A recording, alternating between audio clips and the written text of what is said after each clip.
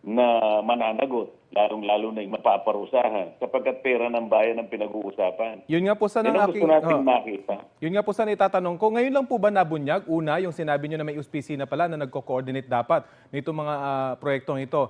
Pero largely, ngayon lang po ba nabunyag na may ganito talagang kalaking anomalya? Or alam na at napabayaan lamang? Or pinabayaan? Alam naman natin na talagang may anomalya sapagkat sa dami ng mga flood control projects na nilalatag, bakit naman taon-taon ay palagi na lang tayong binabaha? So, ibig sabihin, talagang hindi coordinated, hindi integrated, lalong-lalo na hindi tama ang pagsasagawa ng mga flood control projects.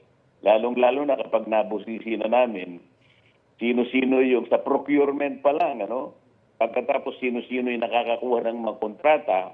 Of course, na-identify na ng Pangulo na may paborito